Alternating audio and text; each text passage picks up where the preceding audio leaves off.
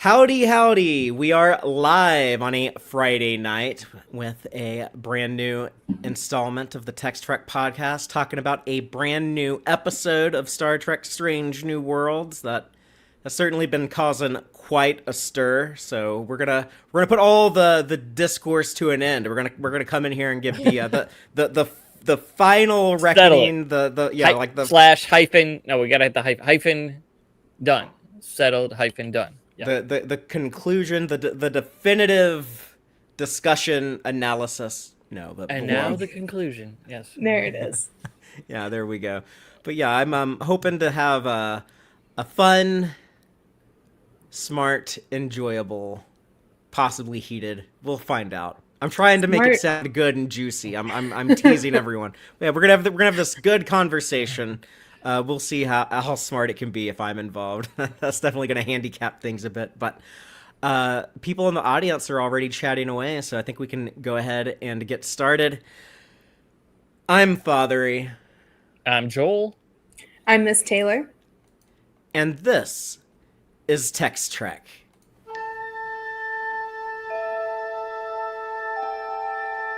Engage.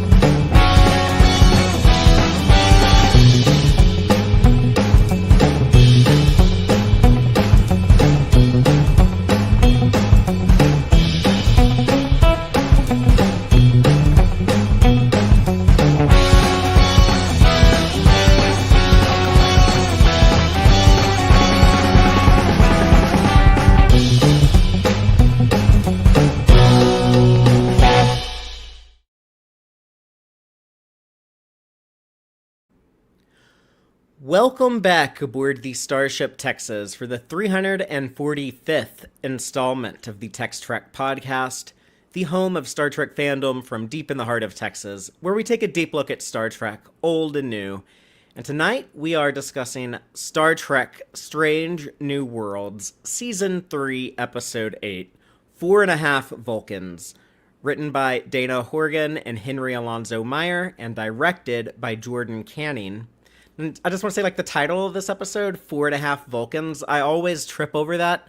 I want to call it 4.5 Vulcans, because that's what Pike says in the opening, 4.5 Vulcan ready to beam down. And like, we've had that clip for over a year, so just for the last year, I'm so used to hearing 4.5 Vulcans. One of the episodes called 4.5 Vulcans. But before we get into this, just a bit of quick housekeeping. I want to give a big thank you and shout out to the wonderful people in the Tex-Trek Patreon.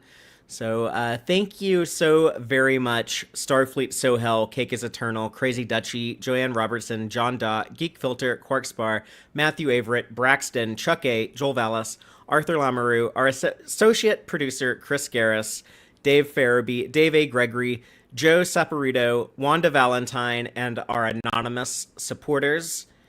And I just want to remind everyone that we do monthly watch parties with our patrons. Our next one is going to be it's going to be for the month of September. Obviously, that's going to be on September 20th. I know last week I said I think it might be on the 13th, but no, it's going to be September 20th. That is set in stone now, 3:30 p.m. Central. And that's open to any and all patrons. You can join our Patreon as little as $2 a month.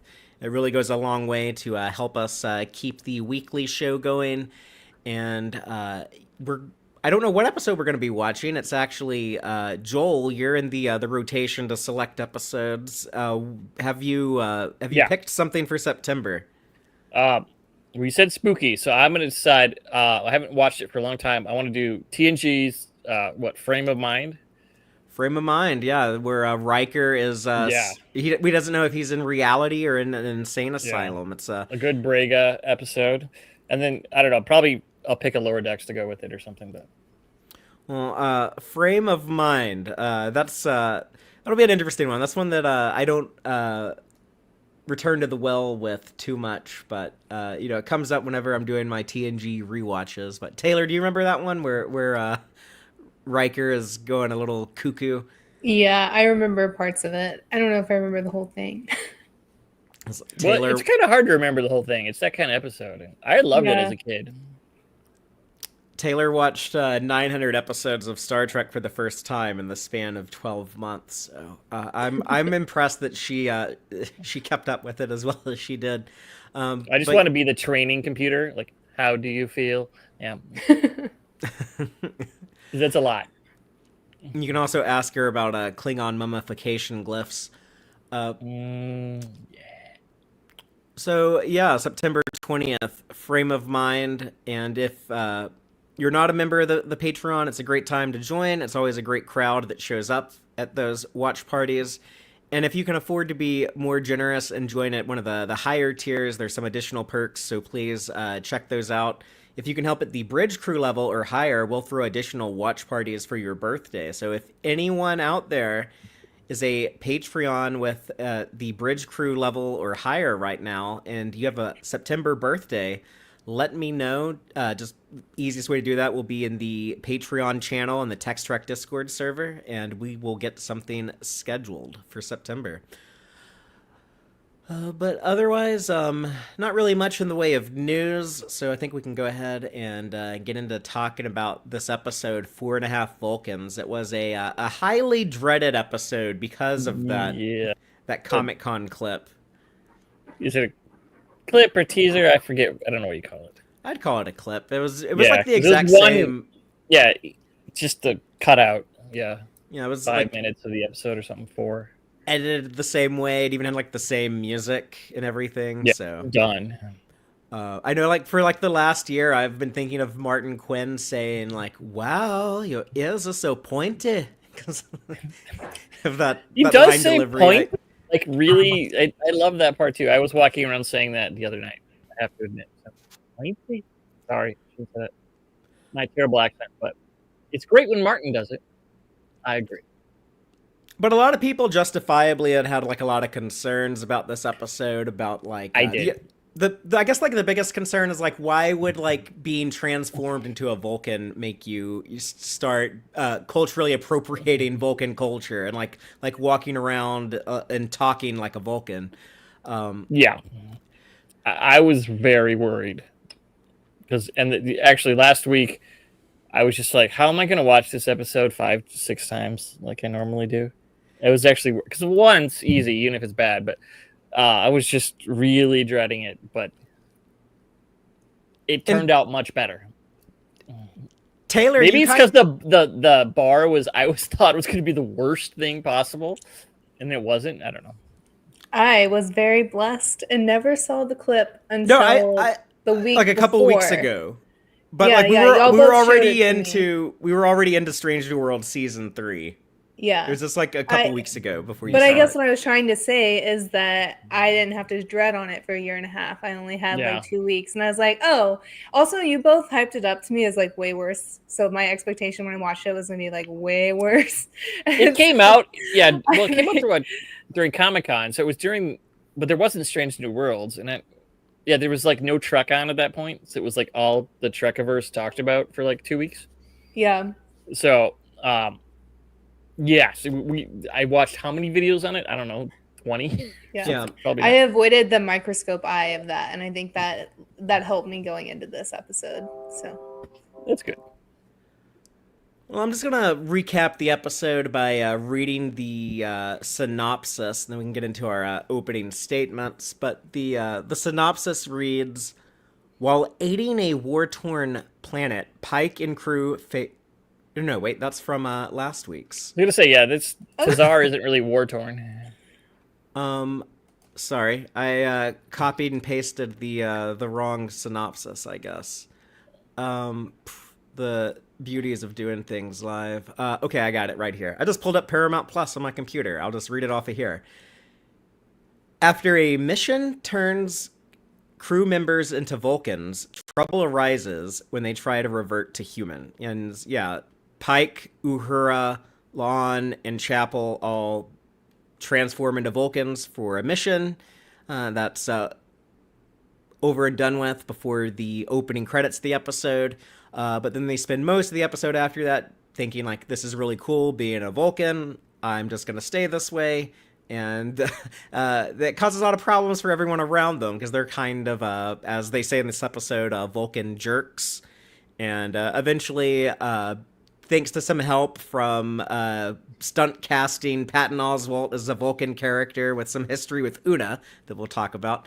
But they are able to find a workaround, and everything is back to normal by the end. Although Spock probably a little traumatized from the experience, as he had to relive a lot of his most difficult aspects of his childhood, coming from like his friends and coworkers and his ex.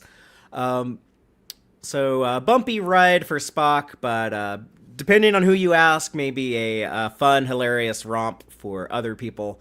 I've definitely seen a mix of opinions on this episode, but Taylor, why don't you just tell us your take on this? Give us your broad thoughts before we get into the episode breakdown. Give us your opening statement.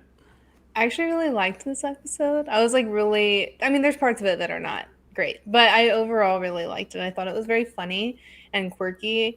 There were a few things that really surprised me. And I don't know, I thought it was really fun. I really dug Una and Doug a lot. I thought that whole entire part of this episode was the most interesting to me and very fun. And I usually don't like romance, so I was like, oh, this one's actually really fun. What else? I like that whenever they changed into Vulcans, they each kind of took on different Spock trait hyperfixation. So like La'an is like leaning into like logic and like plotting. I don't know if that's the right word, but like scheming, scheduling kind of thing. And Chapel is like into science, and Pike is kind of more direct and blunt and cleaning and tidy, you know, and Uhura is like a mind melder now. So I think it's really interesting that like they kind of break down like Spock's special interests like separately into them and kind of like have them all kind of their own little story like in relation to that. But yeah, I really liked how this episode highlights the differences and similarities between humans and Vulcans, some pros and cons. But yeah, I think there's a lot to love in this episode, and I understand though a lot of the hate too, but overall I really enjoyed it. Cool. Well, I'll go next, and we can let Joel finish up and have the final word on the opening statements. But for me, I would say this is my favorite episode of the season that isn't a documentary or set on the Farragut or involves a Temple of Doom or has zombies or has a wedding. I was not too happy with this episode, but I guess that is fair to say it wasn't as bad as I thought it could have been. But I never really had my hopes up about this. I came into season 3 totally unexcited about Hegemony Part 2 because I don't like Strange New Worlds Gorn episodes. And, you know, surprise, I didn't like that episode. But I had assumed for, 2 years I wasn't going to. And I was also not expecting to like the 4.5 Vulcan episode based on that clip from last year. And, watching this, I did not like it. However, it did have some hilarious moments in it that I did, genuinely find funny. And I did get a big kick out of Patton Oswalt's character. I wasn't sure if I was going to like that. I don't have anything against Patton Oswalt, but just like I haven't really seen much of his work. I've been aware of him. I know he shows up in a ton of like geeky stuff. He was on, Marvel's Agents of S.H.I.E.L.D. He was on the some of the new Ghostbusters stuff I haven't seen yet. And I think he actually played a good, interesting Vulcan character, and they got some really good humor out of that. And season 3 of Strange New Worlds has not been as good as seasons 1 and 2, in my opinion. But this season, I think they are doing the best writing for Una that they've ever done. Other than her Illyrian stuff, like in Ghost of Illyria and Ad Astra as Spera, I feel like seasons 1 and season 2 often had no idea what to do with Una. And this season, though, I really like the way that they're using her. She's kind of like the most centered person on the ship. She's like the glue that holds everything else together. All these like big personalities, and then here you got to see like this other side of her that I thought gave Rebecca Romaine some really great material to chew on. And but I understand the criticisms of this episode. I understand how it has offended people. It's made a lot of people feel uncomfortable, and I think we can probably get into some of that stuff in here. But at the same time, I don't think there's anything wrong with people who do like enjoy this episode. If you do really love it, I think there is a lot in here that I can see people really getting a lot out of. But Joel, I'll shut up. Give us your opening statement on 4.5 Vulcans. Yeah, since we saw the clip, I was kind of dreading this one because I thought it was just going to continue exactly. Now, last week on Tex-Trek, I did say I hope this episode's good because you could do it. You could not just do what that clip was doing and just go forward. And I think they did do that. They did better than the clip 100%. Well, I don't know what 100% means. But they did better than the clip for sure. But they did drop the ball because they didn't. I think it's in the text what happened, but barely. And so they did drop the ball, and they made people feel weird, and everyone thinks it's straight genetics, but I think it's God tier technology that's basically magic, which we'll get into later. But and so I understand why people are angry. Like the clip made me pretty angry the first, a year ago. But I think the episode does do more than the clip, thankfully. And I think they explain what happens, but yeah, it's not real clear. And then, yes, I do love Patton Oswalt, who, he's also son of TV's Frank on the new seasons of MST3K, which is wonderful. And there are some really great comedic moments in this episode. Some of it falls flat, too. It's kind of, as a comedy, it's kind of hits both. I mean, like Patton Oswalt and Pack, they're amazing. Una, and yeah, she's great. And Carol Kane, as always. So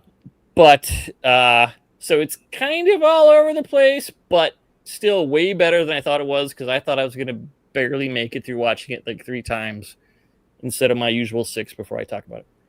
Yes, I'm obsessive, but okay. Well, so as are all of us. So yeah, let's start this episode breakdown. We're gonna go through this thing beat by beat, starting with the very beginning. We open establishing that this is gonna be a shore leave episode.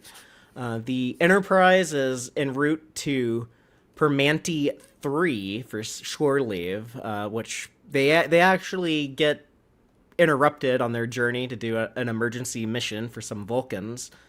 But in the opening, we have the log entry from Una, and we get to see kind of a little conversation. It's a little Enterprise slice of life kind of thing in the mess hall.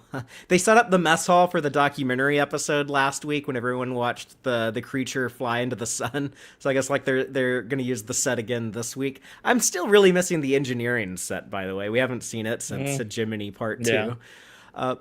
But Una and Lon kind of I don't know, what would you, I don't want to say like girl talk, but just like friends, just like talking about like their personal lives. They're both holding something back. Yeah. Una doesn't want to admit to Lon why she does not want to go on shore leave on Permanti 3. We'll later find out it's because she doesn't want to run into Doug, and Lon doesn't want to explain why things are weird between her and Spock right now, but like she won't let Spock sit at the table with them when Spock is trying to sit down for lunch in the mess hall. The funny line in the script to me though is when Lon has kind of figured it out. She's asking Una like, "Wait a minute, is there someone? Is there someone on Permanti 3? Is there someone there?" And Una has the line, "No one is someone there." I thought that was pretty funny, actually. It was a desperate, ploy by Una. It did not work. In addition to Una and La'an in the opening. We also see Pike and Batel. They're sparring in that little, workout room where people go to spar. I love the Starfleet Delta boxing things. Oh, I didn't even notice that. Yeah, there's a Starfleet They have a Delta lot on the of boxing Starfleet gloves. stuff because like his vacuum later has got a little Delta in it too. This episode's great that way. They'll just slap it on anything. They do. Yeah, I like bet that though. those, It makes everything look weapons Starfleet have it, issued. too. Here's a batleth with a little Starfleet in. Yeah. But we established there in the opening that Batel is asking Pike for help planning a dinner with Admiral Pasalk, her ex-boss, the Vulcan who tried to have Una sent to prison in season 2. But now Batel is like, okay, I'm getting better from my Gorn sickness, my Gorn cancer, whatever we're gonna call that. I need a new job, so help me have a nice dinner with Pasalk to brown nose my way back into his good graces. And then we get the distress call that planet Tazar is going to have a nuclear meltdown. They're a pre-warp civilization they've met the Vulcans. The Vulcans came and set up this power system for them, pre-Prime Directive, and they're not allowed to become aware of any other aliens other than the Vulcans. So this is the reason why everyone has to get Vulcanified to beam down. They all have to appear like Vulcans, because even though these people don't have warp tech, they have really good scanners, so you can't just like partially disguise yourself. You actually have to alter your anatomy to be a Vulcan. They have good scanners and they use them. Yeah, that's right. I kind of always thought that if a pre-warp civilization had already interacted with alien life, it was okay to keep interacting with them, because we kind of see that in the original series. We do. And I think that's kind of what they're going for, but they'd only interacted with Vulcans. So they kind of were like, well, let's not introduce them to anyone else. The Vulcans are grandfathered in through Federation contact. And then it's kind of a weird edge case. And I think that's how they're just trying not to make it worse. I guess assumed that it was a rule that like the Vulcans themselves put in place, that like we don't want these people aware of anyone else. But I mean, this is why they put that rule in place, because they screwed up contact with the Tazar. But in the original series, in episodes like Friday's Child or Let That Be Your Last, no, not Let That Be Your Last Battlefield. What's the one like the Vietnam allegory with the Magato? Isn't that Friday's Child? No, Friday's Child is the one with the Capellans. It was a different planet. Yeah. Mugatu 1. That's not the name of the episode. Chat, help us out. Private Little War. Private Little War. There we go. Thanks to Poltergeist. But in those episodes, it's like these people are very clearly a pre-warp civilization, but like they're interacting with the Klingons and with Starfleet, or like the planet in the opening of Mirror Mirror. So I just always assumed that if they've already, met aliens, then it was okay to like also introduce yourselves. But I guess not. Or at least maybe like the Vulcans might be like, these people are compartmentalized away from the rest of the greater galaxy. They know about us, but we don't want them to know about anyone else. Whatever. Yeah. It was kind of contrived, but there was like a little thought put into it. I thought it's like, well, if you compare that to maybe that's why I don't like it, because like it bumps up against my own headcanon for some of this stuff. But yeah, this gets them in sickbay. This is all the stuff we saw in the clip that most of us, other than Taylor, have marinated on for a year. Yeah, I must have watched that clip 5-6 times initially, and then I think I watched it a couple times throughout the year when I forgot about it a little, and because I guess I'm a glutton for punishment. But Carol Kane and Pelia are hilarious. I love Pelia in this episode, and even like in the opening, in the clip. I liked the high five thing with Pike. I liked she's so excited to get transformed into a Vulcan, and then so disappointed. Something different. Yeah, 5,000 years, you're bored. But just like right off the bat, like the episode, it gets very stupid very fast. Like stupider than I want Star Trek to be. That's why we hated the clip. Yes. And I already knew this wasn't going to work, so I'm not too butthurt about it. But I'm always going to be disappointed in this episode for like some of the dumb things, like everyone transforming into a Vulcan and then their hair gets styled. Yeah, that is Like, so weird. yeah, When they like all stood up and they like Pike's hair was like 10 Normally, stories yes. tall, and like I was like, what is going on? Like, shouldn't they just look the same but with pointy ears and pointy eyebrows? I don't know. yeah, Normally, yes, but this really is this is the Kirkovians. They're an ascended, non-corporeal, godlike entities who have, like Clark's significantly advanced technology. Their stuff's indistinguishable from magic. So I this cannot isn't accept just genetic. This I is can- Kirkovian, and Chapel just messed with it in a little bit and kind of got them to become Vulcans. But did they become Vulcans, or did they become what Spock thinks of Vulcans? Which is what I think. I think everyone transformed into Vulcan jerks because Spock, he's a Vulcan, he's got logic, but that man has PTSD from his childhood on Vulcan. If he's a human, I can't imagine. It's bad enough as a Vulcan, but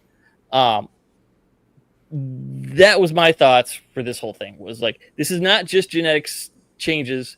This is magic from Kirkovians. That's why they changed completely. Even though Trek has done the genetic hair thing before, that has occurred before, I think in Next Generation at least. But it shouldn't. It's dumb. But I think that's the explanation here, but it's only a few lines in the episode, and they dropped the ball by not really highlighting that. I don't know. What do you guys think of that? I cannot accept that the Kirkovian formula would braid Uhura's hair. Like, I can't. It's a genie. They asked a genie to do something. It did it. They got unintended consequences because genies are into that. That's what like happened. it seems like. I mean, I'd be curious what like a black woman watching Star Trek would say about this. But to me, it feels like white writers it's like bad. not It's bad. understanding a black woman's hair. But I'm not. It's not my place to speak for that community, so I'd be curious to hear from that part of the fandom on this. But yeah, I don't know. It gets the episode off on a bad foot for me. It's like why do like Jordan Canning, the director? I loved your work in season 2. The episode Charades, I think, is hilarious, and this episode is largely a sequel to Charades. When speaking of Yes, the it Kirkovians, is. when Yeah. Spock turned human, this is just like Charades 2, basically. But Jordan, And they were dicks. Remember, Kirkovians were dicks. So it makes sense that their stuff wasn't made to work really well. Jordan and then Chapel Canning, played with it. Jordan Canning, I really liked your work in Charades, but I'm insulted by the like everyone's hair getting done when they're transformed. Like, why couldn't that just wait till they're in like the Vulcan robes in like the next scene? I don't know. Yeah, they don't appear in the Vulcan robes. That's an important thing too. Jordan dropped the ball on that one. I don't know. Maybe you got overruled. Maybe Akiva Goldsman wanted this look. Maybe this is like a Henry Alonso Myers idea. But I and then we all knew it was coming from the clip. But when they're walking down the hallway with the dumb music, spinning the Lurpa around that they don't really need for anything. It's kind of funny because Lon she brought a phaser rifle to fix the power plant. Yeah. And Pike brought a Lurpa, which doesn't fit in with anything else. But again, Carol Kane is the saving grace of this episode in a lot of ways. Yeah. Her and Rebecca Romaine and Patton Oswalt, even Ethan Peck, I like a lot in this. But when Carol Kane is freaking out at them speed running the mission, it's like, oh, they're making me look bad, doing all these repairs so quickly. I thought that was kind of funny. But yeah, when then we get the reveal that for some reason they're not turning back like they're supposed to when they get the other part of the formula, the other part of the serum. I do love when they come back though. It's on rewatches, the funniest joke in the episode is they go down to the planet and 4 of them have handbags in addition to the rifle and Lurpa. But when they come back, Spock has all of the handbags. They made him like the luggage carrier, and he's carrying them all. They still have the Lurpa and the rifle, and but that's it. All the handbags are now. Spock has just been the half Vulcan. They just decided he's going to carry the luggage. So I thought that was an understated joke that it's actually in the clip, but I never noticed it before. That part was funny. It doesn't make up for everything, but it was, probably a rough time for Spock. Mbenga asks him, "How was the mission for you, Mr. Spock?" And he says, "Ironic, as I was constantly reminded I was the least Vulcan member of the team," or, whatever he says. But it does hit different after, last week's episode when you hear Spock talk about, "I was traumatized so much as a boy about my human half that I ran in the desert and tried to cut it out of myself. I was cutting myself in the desert." I don't know if Vulcans are different, but in a human, that would be that's a lifetime of therapy. Yeah. Yeah. Now he gets to hear like his shipmates also I guess have that same bigotry, and they do. There is like that line in Una's that I don't know if they added it in after everyone was complaining about the clip. I think this might have been something that they already had in there that like someone had caught. It seemed like it at some point, but because it's not great, and it never comes up in anything else. Nothing else in the episode reflects that. But Una's log entry, she says that the Krakowian serum transformed them into Spock's his perceived experiences. Mm-hmm. So yeah, the serum was derived from Spock's experiences, and so that leaves the crew in a logical state that normally takes years to develop. But the only thing that line does to explain is like why these Vulcans have all mastered their emotions. It's like they've already gone through Kolinar and are just like, oh yeah, they've learned all of those logical philosophies and techniques. like ways of thinking and suppressing your emotions and all of that, the stuff that takes Vulcans like I guess like all their like childhood, like growing up to learn, and here it's already programmed into them. It really, I don't know. It doesn't really make sense to me. It just feels like, okay, let's try to like cover our asses a little bit. But like I was saying, like having that one line in there, it does do a lot of heavy lifting. I think it's still dumb as hell in this. It's not enough for sure. But it's way better to have that than to not have that. I'll grant the episode that. But we also had like Anson's Vulcan voice narration. In the opening. I thought that was funny, just because they changed it. I know a lot of people hated that, but of all the stuff Anson did this episode, I thought the voiceover was the funniest because it was so awful. It was great. I liked them changing it there, but yeah, it's and we got the space dragons in the titles now too. All of these actors are really good at playing Vulcans, by the way. Like they're better than like a lot of like guest star Vulcans. Like I would put them above like the guy who plays Pasalk, but that's with the exception of Anson Mount. His performance was stupid as hell. I feel like anyone else, if I watched this with my eyes closed, I would be like, okay, yeah, that sounds like Uhura as a Vulcan. That sounds like Chapel as a Vulcan. But with Anson Mount, if I watched his scenes with my eyes closed, I'd be like, this sounds like Dan Aykroyd playing a Conehead on Saturday Night Live. Anson Mount was having a lot of fun, maybe too much fun. The actors had a blast making this. Like they've talked about it in like interviews and stuff. They were talking about like, oh yeah, like the episode where we all had to be Vulcans. Like they seem to have genuinely had a good time. And yeah, like I think Anson Mount might have been like, I'm gonna play it like this. And I don't know if it's just like, well, he's the lead of the show. Let's not like fight with him over this. We got to pick and choose our battles. I think it was like a bad Vulcan performance, but I don't think that's to the detriment of the episode at all. I think it actually works for like a goofy comedy. I think it works. If these four Vulcans went to Vulcan, they would be ostracized, no matter what they think. As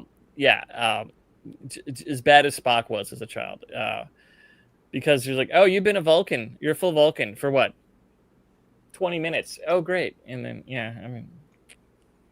I thought Vulcans it was funny when Pike walked super straight up and close to Mbenga, and he's like, "Dr. Mbenga, what is your assessment?"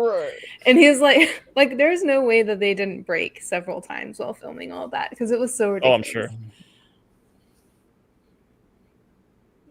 Yeah, especially this cast that likes to, improvise and do stuff. And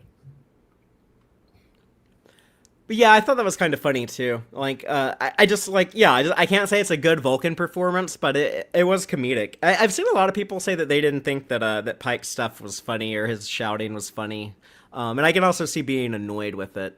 But yeah, I just I could accept all of that. Yeah, I That's also not really my liked issue.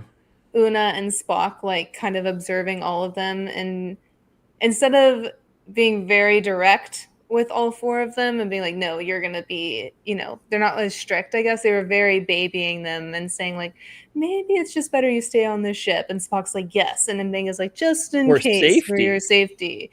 Yeah, I think that's all really funny. Like they didn't really know. They were kind of tiptoeing around them a little bit, which I think is interesting. Yeah.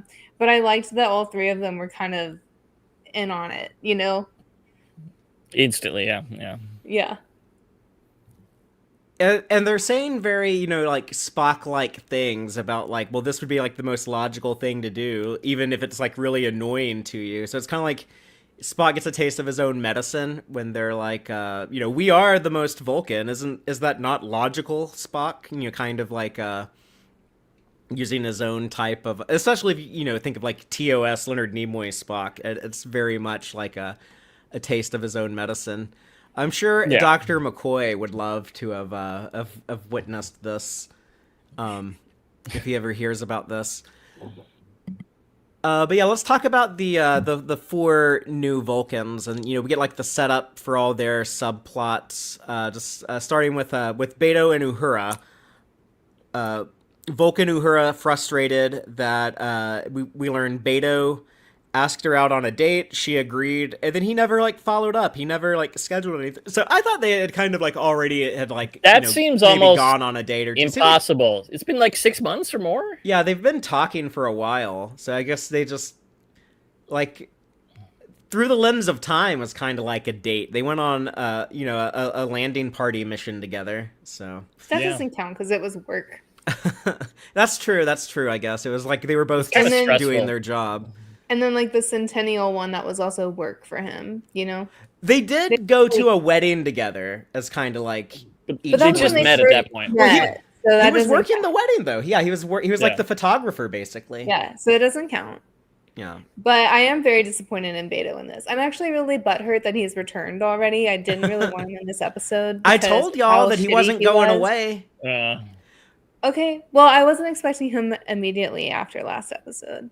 I kind of feel like this was the perfect revenge to him for the bullshit that he pulled. Oh yeah, yeah. Now Uhura gets to be terrible to Beto. Uhura got to be terrible to him, and I was like, you know what? You do you, bro. I was like, I feel like you've earned this, so I don't. Taylor wants to mind meld me, y'all. She wants to mind meld with me and make me behave. That is not true. You always told me that you want to mind meld with me, so you don't have to explain anything.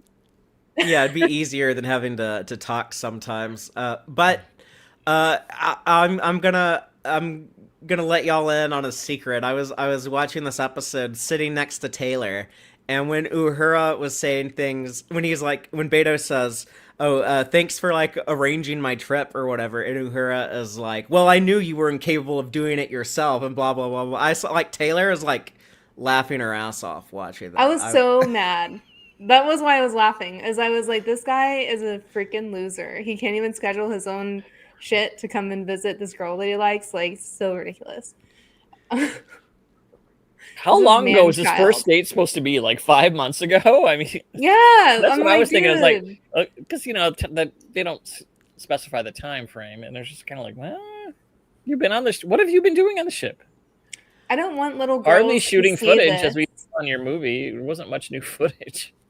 I don't want little girls to see this man not reciprocating well and think that this is a good relationship to like mimic, you know what I mean? But I just, Beto is annoying me. I'm really sad because I really liked him in the episodes in the beginning of the season, and now I'm just kind of like, man, you're getting more problematic each week. What did he do wrong in this episode that annoyed you? But he'd never followed through, and she Okay. organized his travel for him because he's incapable, and like he's not giving the time that he promised to her, and Yeah. then like He's I not don't putting know, in the effort. he's not putting in the any effort. Yeah, I think that's she fair. should drop him. That's fair. That's fair. The other subplot we set up is Vulcan, Pike, and Batel. Now, like Pike is With Starfleet Delta vacuum. Yep. yeah, he's a neat freak. He's cleaning his quarters. He's talking about like I got to get like the human stench out of here before And no one else the mentions the salt smell. shows up. Yeah. It's just No one else mentions what, Joel? the smell. They all should. Oh. Technically. Oh yeah, that's interesting. Maybe everyone else took a. They sort of doled out the weird Vulcanness between the four of them, and they didn't. Otherwise, they didn't want to repeat themselves. I'm sure. Maybe Shut everyone else. Maybe everyone else took the Vulcan nasal numbing agent that T'Pol used in Enterprise. Or T'Lyn in Lower Decks had like her nose like permanently cauterized to not have to smell human. So Yeah. But yeah, he talks about his like Vulcan perception is now enhanced, and now he's like obsessed with all these little things that annoy him in his quarters. It all has to be cleaned and organized. I think Taylor also connected to that. You're a bit of a Vulcan with our house, with our quarters. Dun dun dun. Right? Yeah. Uh-oh. Sorry, I'm typing. Oh. Well, sorry. Am I boring you? Yeah.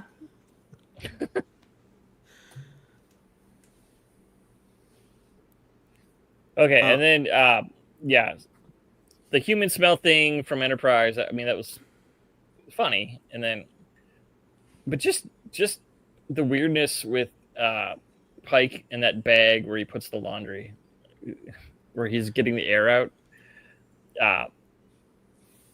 Yeah, Anson is dumb as Anson is funny.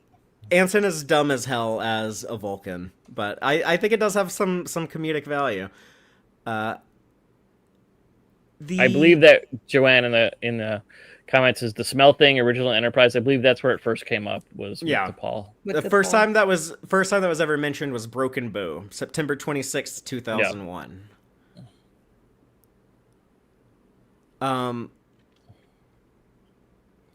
Vulcan Chapel is conducting 7 different science projects. So her thing, I guess, is she's trying to maximize her work efficiency. And the thing with Vulcan La'an is it ends up kind of setting up her to eventually be the final boss of the episode, to give it a climax. But that brings the return of Kirk to the show. So, which I like when Paul Wesley's Kirk shows up on here. I know some people really don't like him. I think in 28 episodes he's only been on this ship 4 times, and really only 3 if you don't count that one scene in the S3E8's Tell. So I felt like we were kind of due for a Kirk visit. But we get like the Kirk and Scotty stuff in the La'an story, so I like that a lot. I thought it was kind of weird that in the S3E8's Tell they make Scotty and Kirk so antagonistic to each other, especially from like Scotty's side. But it made this more satisfying when they're like, "Oh, we actually I think that was just a setup so they get along." Yeah. So maybe that's a little cheap, but I don't know. I liked it. It was fun for me to kind of see them develop this good working relationship and partnership, dealing with law. And I also like they remembered that like, oh yeah, Kirk and La'an, they have a little bit of history, even with like this timeline Kirk, when he's like, oh Scotty, let's go hang out. But also that La'an lady is pretty cool. I remember talking to her when I was on this ship last year. Let's hang out with her too. It turns out she's Vulcan-fied.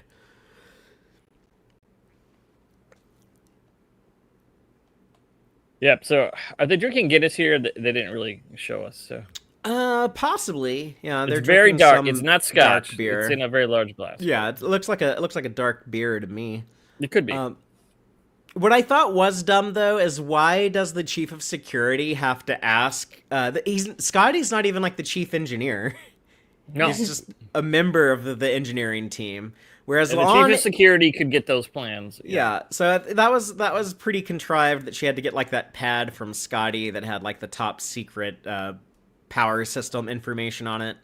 But I do like how immediately La'an is just like she's going like full on wanting to conquer the universe because of her augment side, but also it maybe like kind of awakens some like Romulan, some like inner Romulan-ness, which you would think that. You would think that like Vulcans who are just like you're transformed into a Vulcan, but you didn't like live like a Vulcan life. Maybe you would be more similar to a Romulan than a Vulcan. But she does still have all the logic though, and not just like when they split off, the Romulans neither had logic at that point. So, yeah, I'm sure about that. It was funny the scene that's upcoming with the Romulan thing was kind of funny, but is it Romulan or is it augment? They talk about both, so I'm not sure.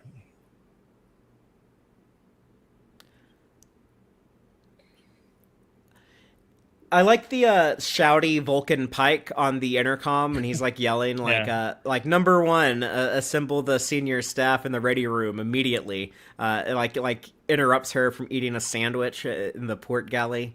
But yeah, then we get the reveal that that Pike and the rest of the Vulcans they claim that they want to stay Vulcan. And is it weird to y'all that like they're still in the Vulcan robes? It's like, why are y'all still wearing these robes that you used on the away mission as part of your Vulcan disguise? Like, why don't you put on your Starfleet uniforms? Like, that's in universe. There's no reason. It's just because the costume department made really good uniforms, and I think they decided to use them. But it makes no sense. They're in Starfleet. Vulcans wear Starfleet uniforms in Starfleet. Going to the planet, those are appropriate non-Starfleet, probably the same kind of clothes that the Vulcans used when they initially contacted them approximately, so that would work. But yeah, otherwise, I think it's just the real world, the costume department. Everyone really liked them, so they kept using them. It doesn't make sense. It doesn't make sense in story.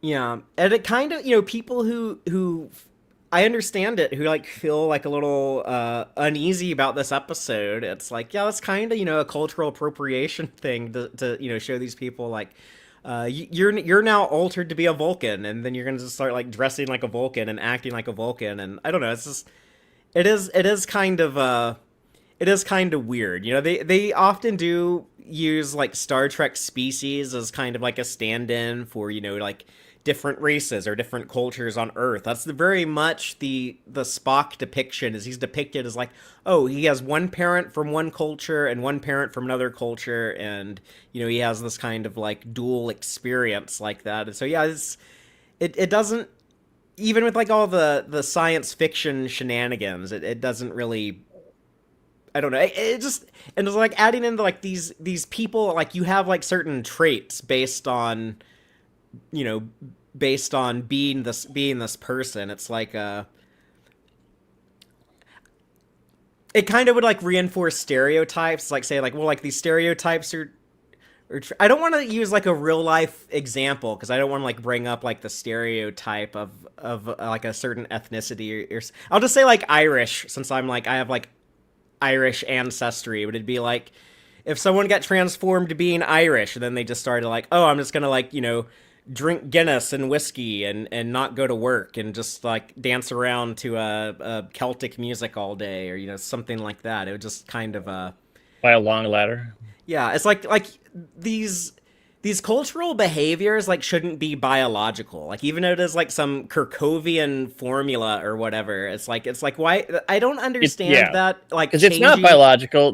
Right. Changed their minds. It's magic. It's not at all Chapel science. And even that does, like, according to Una's line of dialogue mentioning that, Una doesn't know. That's a guess too.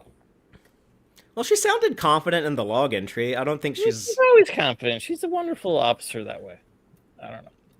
But yeah, the only thing that I feel like was intended to explain is like why they're logical. Because like the problem to me is like Yeah. I love this idea of like, the way that Spock has articulated it in Strange New Worlds before, that Vulcans have like these extreme emotions, that they're harder to govern, and it's hard to live that way. And but you don't really see these people struggle with that, and they just have like that line of dialogue say that because of Spock's experiences, they're all as logical as like a Vulcan adult who spent years studying would be. And it's just it's clear that, like, to me, like the writers wanted to have like this. Wouldn't it be so funny if Spock had to put up with the rest of the crew turning into Vulcans, and then they're all like, we're even more Vulcan than you, and they're all just like Vulcan jerks to him. And I feel like they're just like, okay, yeah, that's a great idea. We're the show that takes big swings. We're gonna pull that off. Let's do. Even it might be dumb as hell, but you know what? We're just gonna go for it anyways. And this is the result.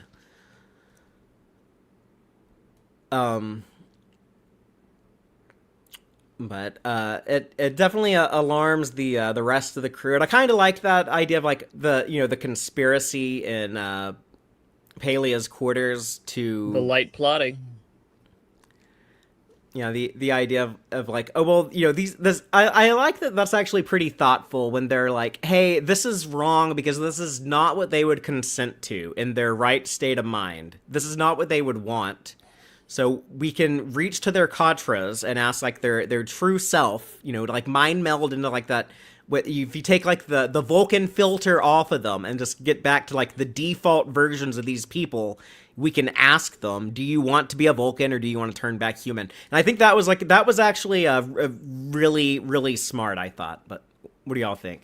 That part was done. Yeah, that was done well. And then there's the whole thing is like, well, what if they want to stay Vulcan? And then Paley was like, then they stay Vulcan, But, and then we get Pelea's quarters, and that was fun, as it always is. And we find out it's cloaked. Yeah, there's some fun stuff in there. When Pelea, I haven't seen anyone else pick up on this, so maybe I'm crazy. But when Pelea says, "Better I see what you mean. No one knows what I do in here or with who, what I do in my free time or with who or with what." And Mbenga is like, he's like really smiling and he's like chuckling at that. It's like, there definitely is there something going on there? Think. I can totally see that. She had her hand on his shoulder / back like the entire time. And a couple of episodes ago, he goes to her quarters and he's kind of like, oh, yeah, this, I've never been here before, but it looks exactly how I would think. So I don't know if that was like genuinely like his first time in her quarters or if he was just being coy. Like, I've never been here when, he actually had multiple times for all we know. I don't know. And I want to go back and rewatch and see if there's anything between Mbenga and Pelea. I watched it 6 times. I think there is. I like leading up, like another episode, you mean? But yeah, like in previous episodes. I didn't go back episodes. But well, there is that one when they're first in there, and he's like, "This is exactly what I imagined their quarters would look like." Now, he might have meant that, or he might have been there already. Right? Yeah, it's that's sort of up in the air. That's what I'm curious about. The other line that I really liked in here is when Spock says, "It's true, Vulcans can be jerks," and when he says, any Vulcan would believe that being Vulcan is the most logical thing they could do. So, like, I don't know, for whatever reason, the first time I heard that, it made me chuckle. It's like, yeah, of course, any Vulcan would be like, the most logical thing I could do is stay Vulcan. But even that, like, it doesn't really make sense. That's only what a Vulcan would think if you were, like, a traditional, Vulcan who, like, studies Kolinar and practices the teachings of Serac. A logic extremist. Yeah. I don't know what they would... Yeah, they would probably agree, too, but...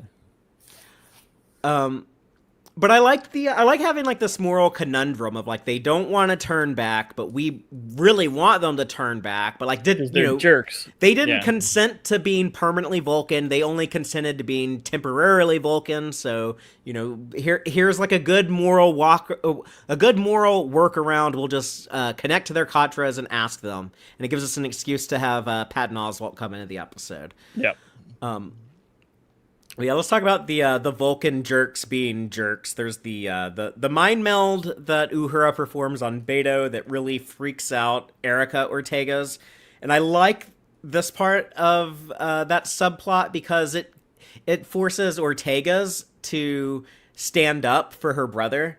And I like her like telling Uhura like, hey, if this new Vulcan Uhura can't even see that my little brother is actually like a great guy how he is, then you actually suck. But I don't.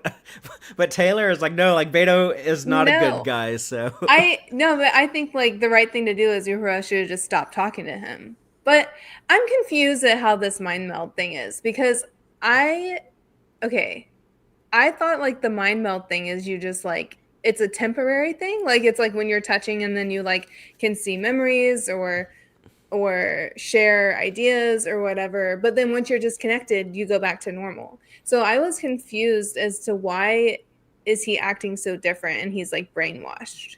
well, we have seen some Vulcans who can use mind melds kind of maliciously to, like Commodore O in Picard, who turned out to be a half Romulan, half Vulcan. But she used like that mind meld on Girardi to make her a murderer, to make her kill Bruce Maddox. But it's also really stupid that this Kirkovian serum would make Uhura be like your first day as being a Vulcan, and you've mastered the art of mind melds to the point to where you can brainwash this guy, and yeah, it is very like hand wavy, but the idea, I guess, because later in the episode Beto is like, whoa, I did not think you were going to brainwash me. So he agreed to a mind meld without being fully explained what exactly it was going to do to him. And then Uhura basically, reprogrammed him to make him agreeable to her new Vulcan lifestyle. Yeah, and also Spock did that with Patel to give her some teacher, sort of he instantly made her feel better, and then it sort of continued on afterwards. Then they had Gorn vision, but Oh. No, I felt like the Spock mind meld and Through the Lens of Time like didn't work. It was kind of like aborted immediately because it was like the pain went away though. She was like, I thought that was because out of her like, mind in pain. Yeah, like she had learned it, and so then she could do it herself. I don't think it was unclear, but I don't think Patel got anything beneficial out of that mind meld. I think it just kind of it put something it was there in for Spock. a shock. It was there for like the jump scare for the baby Gorn. Or was that Through the No, that was the episode. That was in Shuttle to Kinfori when that happened. Oh yeah. But yeah, whenever it was. But yeah, it's weird to me that the Kirkovian formula made Uhura arguably a better mind melder than Spock has ever been. But maybe he like perceives other Vulcans as being better mind melders than him, and it's possible. Yeah. Or is it because Uhura has like a stronger sense of communication? Or maybe the secret, maybe she like saying my mind is to your mind and it works better, and Vulcans don't do that. Well, probably not, but yeah, so I don't know. I thought that was a bit weird and doesn't make a lot of sense. However, I do like Erica standing up for Beto. I like that. Yeah. Vulcan Chapel, on the other hand, she's also being a jerk. She dumps Corby over FaceTime, over like a vid call, and then tells Spock, "Oh, I'm also canceling my friendship with you." I do like that Chapel and Uhura are like different Vulcans with different priorities. Chapel's always been like a science nerd, so she's going to lean more into that. But no sleep, only science. Yep. But Uhura didn't give up on her, romantic life, on her personal connections. She kind of, if anything, doubles down on Beto. So it's just, I thought that is interesting. Even though I don't really like that subplot, it is interesting to me to see them take on Vulcan lifestyles in like different ways. Yeah.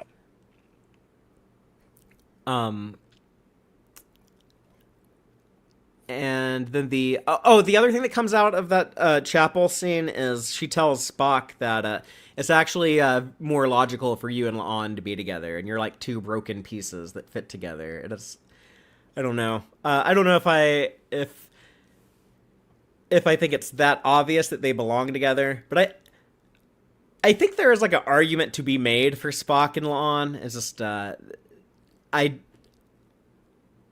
I still stand by what I've been saying for a few weeks now, that it needed more time to, like, we needed to see them like build up to that. Yeah, Like one Yeah. tango Yeah. is they forced these two broken pieces together too fast, and I think they're not quite fitting. Whereas if they took their time and were kind of careful about lining them up, they could have done it.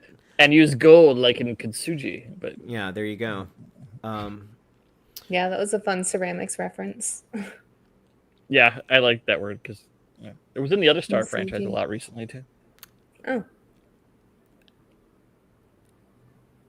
And the dinner with Pasok, where Pike kind of goes on a rant talking about, like, actually Batel would be a terrible hire for you because she's still going through this weird Gorn sickness. She's still having to do like these meditation treatments, and I don't know how reliable she would be. It just was basically like making a case to not hire her. Yeah, it takes forever her to recover, days for her to recover after treatment, and then, yeah, Patel does the comedy from her is hits every time in this episode. I like Batel a lot in season 3. Yeah. I never. No, at first, you're just like, oh, okay, whatever, and then first episode, and then but I didn't she's have really good.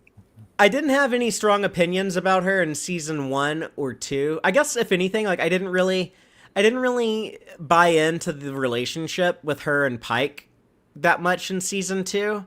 But it never really bothered me. But in season 3, I don't like season 3 as much as seasons 1 and 2. But the same way with Una, the way I think like they're using Una better, I think they're also using Batel better. I don't know if she's going to be around for much longer. I kind of think she's going to ascend to a higher plane or something, with dealing with these non-corporeal beings and the Vesda and the Gorn and ancient evils and all of that stuff. I think something big will happen with Batel in the last 2 episodes. But in the meantime, season 3 did make me really like her, which I never felt before. And then she snaps, and it's hilarious. Listen up, ears. That was a good line. Listen up, that's ears. a good That's line. great. That's great. And then she follows that with "You don't get to decide my fate," which harkens back to her and the episode with Kinfori with the flower, and she has that great scene at the end where she's like, I'm not deciding my fate based on what will hurt your feelings. I'm gonna do what's best for me, and so it goes back to that. I thought that was great. And then, like, the other line that I liked from her is when she's like giving Pasok a hard time about how like he always sides with Vulcans, and then she does like the illogical, and like it's almost like she's like slamming a gavel down with her hand. It was a good delivery, well acted. I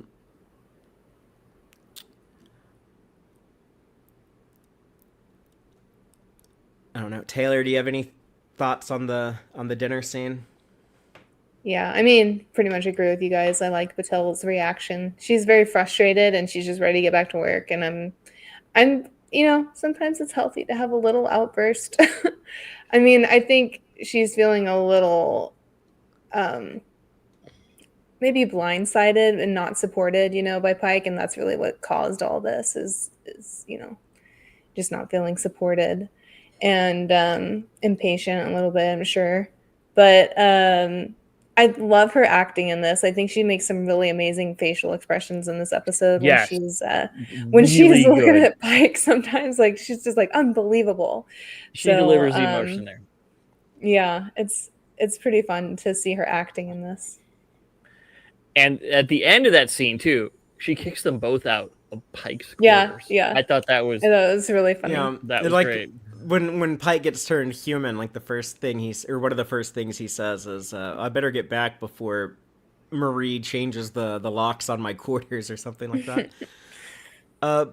let's talk about Vulcan La'an. She's hiding from Scotty and Kirk. She's on her little quest to beef up the ship, turn it into like this big warship. She has this plan to start a war that would, I guess, turn like the Klingons and the Orions and the Tholians and the Gorn all against each other. So I like that. Like her big enemy is the Gorn, isn't she? It sounded like. She hasn't forgotten that. When Kirk is like, well, we're not gonna let you do that, then like she just starts like beating up Kirk and yelling at Scotty to help her with the warp core. I guess she's trying to take over the ship's systems.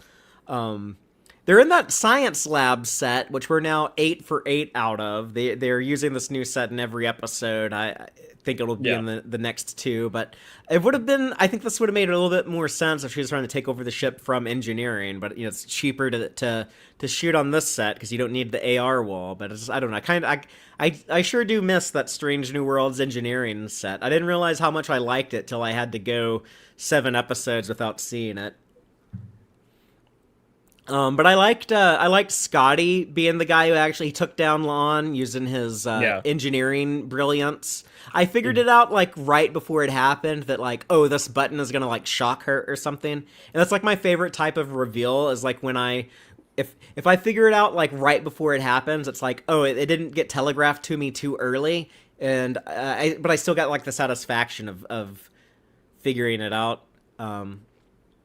But yeah, I guess this is what like incapacitates her for Spock to be able to mind meld or reach out to her Katra or whatever he does with Doug to her later. We never actually see the Doug mind meld stuff. No, it's all off screen, which they didn't have time for, so it works. Speaking of which, I'm ready to switch to Doug the Vulcan, arguably the best part of this episode, unless y'all have anything else to say about the Vulcan jerks being jerks. That Scotty booby trap was gold. Yeah. I also was really shocked when La'an like sucker punched Kirk and he like flew. I was not expecting her to hit him like that. That really surprised me. But yeah, I'm ready to talk about Doug and Una because this is the part that I'm then excited to talk about. Yeah, so Una tells Spock, I know a Katra expert. He conveniently lives close to here. Also convenient that Beto was really close by and Kirk was really close. Although Kirk said his ship was in ship dock nearby, and I guess Uhura had probably arranged the Beto trip before she was even a Vulcan. Like that might have been in the works for a few weeks. So I guess like the only like big coincidence is Doug the Vulcan living nearby. But even that, they had kind of already set that up with Una wanting to avoid shore leave. Yeah. So saying she needed a vacation, then deciding she's not going to work through her vacation, and then yeah, I guess that stuff works. But the Patton Oswalt cameo, I thought that Patton Oswalt and Rebecca Romaine had really good chemistry. I've seen some people complain about this too, but I was like, no, I thought that was like so funny when they're just like so like into each other. Like you see it in their eyes, and unlike Anson Mount, Patton Oswalt seems to like understand how to play a Vulcan character, or at least demonstrates that ability. But he was still very funny as a Vulcan, which I thought was a pretty cool feat to see. But just when he's just like he's so Vulcan, but also like so in love with her, just like taken with her, and he's like, I must consume everything that has happened to you in the last 15 years, and the way that she looks at him, and then they sell it. The screwball comedy thing of trying to pretend to be married to Spock, which I think that works because they don't drag it out. Yeah. It's a pretty short scene. And it reminded me of some of the other Vulcan comedy episodes in season 1 in Spock Amok, when Spock and T'Pring get Freaky Friday'd into each other's bodies, and they try to trick Pike for a little bit with that, but then they drop the act before it goes on for too. It's just like one scene. And also in Charades, when Amanda comes on the Enterprise, Spock is wearing that dumb beanie trying to hide his human ears, and they're trying to like trick Amanda. But that also is contained to one scene. So I think that's a really smart choice not to drag those charades out too long. But yeah, I like seeing Spock as like a bad liar, because I actually find that pretty relatable. It's hard for me to be dishonest with people. I don't really think of lies on my feet real quick. I think it's a lot of times it's just easier just to tell people the truth anyway, so just do that and get over it. But yeah, it's Spock struggling to lie here, I thought was good. What I thought was dumb as hell, though, is Patton Oswalt being like, as a full-blood Vulcan, I cannot lie. It's like, well, you can if you really want to. Like, we've seen Vulcans lie a lot. That was a pretty big thing in Star Trek Enterprise. Yeah, that whole thing is like, it's a thing Vulcans say. Well, Enterprise explained it with, if you follow the teachings of Sirach, which kind of become mainstream again in season 4 of Enterprise, then you're not supposed to lie. But it's kind of like, oh, I can lie, but it like goes against my religion. But it was I don't like him being like as a full-blooded Vulcan. Like that's weird. That's weird. The logic doesn't prevent you from lying. Yeah, I mean, it's not. Yeah, they kind of subsume that, but it is really good OPSEC by the Vulcans to like put out into the galaxy that we can't lie. It's like gaslighting everybody. It is. They're gaslighting everyone, and it's worked mostly. So it's been effective. I don't know.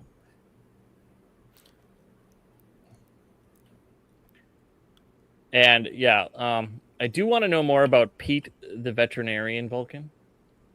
His sister is named Susan. Susan. But his cousin Pete, the veterinarian. I want the spinoff. Yeah, he was a very unique Vulcan, but he still felt very Vulcan-y. And part of that, just visually, he's unique. He's this short, chubby guy. They're normally like tall, skinny dudes.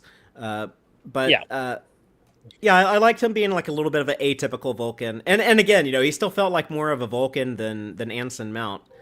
Yeah. Well, I liked that he was so interested in humanity and stuff. And, he does compliment Spock several times on his humanness and how well he is juggling being half Vulcan, half human.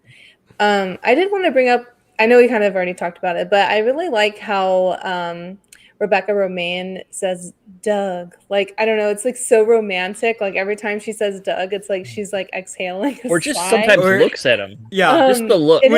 I really am impressed by how well she really sells that chemistry. Like it's very believable. But I also love how much Doug like is obsessed with her. I think that's like the best relationship to have, is like when someone, like he's saying, like, I can't wait to consume everything that's happened to you for the last 15 years, and like how distracted he is by her.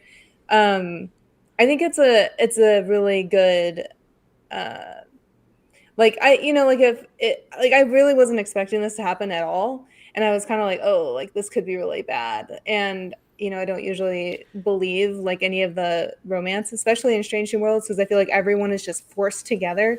And this is probably the only one that I feel like didn't feel forced. And it's totally like the acting sold it, but also I think the dialogue was really good. And just like that crazy, like, I guess it is chemistry, but I want to say like, I don't want to say obsession, but I don't think that's the right word I'm looking for either. It is so romantic, and it's like really just so strong of an interest in each other, They're very taken with each other. And it's like a lot of people they do have like that old flame that like they this happens all the time. She even says like, we were like one of those couples, like we'd break up and then get back together and then break up and get back together. It's it was like, oh yeah, looks like they're getting back together. So, but Kevin Richardson in the live audience beat me to it. But I was gonna say my big criticism of the Doug subplot that I liked, but the dumb thing in the writing is that he talks about how his family is really into humans and human culture, and that he agrees to help Spock with these Katras because he wants Spock to show him some of humanity, and that's silly because Patton Oswalt's character seems to know absolutely nothing about human culture. Like everything Spock tells him is like mind blowing. I do like that Spock gets to, kind of like lean into his human side and actually get to have that be like a positive in his life and not a negative, and have, especially, coming from a Vulcan, being like, that is like a really cool aspect of your identity. I think that's an awesome thing to have and to be able to share. He's also, it's like, dude, Doug, you're on a ship full of humans. Spock is not really that human of a person. He didn't grow up on Earth. He doesn't really, I don't know. He wasn't like raised in very like human customs or anything. It's like, if you want to learn about like human lifestyle, talk to literally anyone else on the ship. But that almost fits. I think everything Doug knows about humans, he's learned from other Vulcans. And then he had a relationship with Una, who he could ask, because she's an Illyrian. She's an Illyrian. That problem. Maybe she told him, but we don't know that for sure. But she knows a lot of humans too. But they were too involved with each other to spend any time talking about humans. Oh yeah, so that was not in their top 10 things to talk about for sure. No, I doubt it. Yeah, but.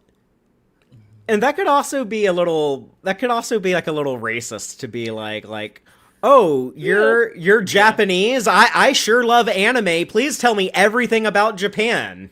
It's like, I bet you know a lot about samurai. Please tell me about that. You and Naruto run a lot. Yeah, stuff like that. Yeah. It's just. So, but as far as like the Doug and Una stuff, as far as Patton Oswalt and Rebecca Romaine, I absolutely adored that, and I hope we get more Doug. I hope we see the two of them together again at some point. I'd be fine if this is all we got. Great. I don't have to have it, but I sure would like it. Yeah.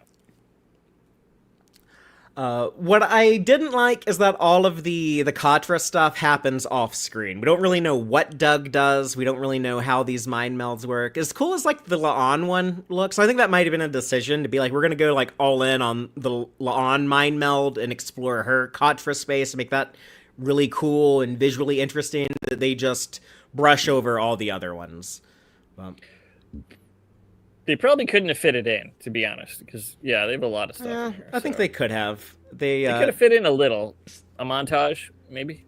Because when they switched to Pring and Spock, they had crystals on their heads and stuff. And they could have made it like a group mind meld of like Doug and Spock, and then like all these Vulcans, like all like a big circle or something. And maybe there was a scene like that in the script at one point. I don't know, but it definitely felt like oh, let me tell you of how big of an ass you were last night when you were drunk, and then they're on the other end like, I have to go make some apologies.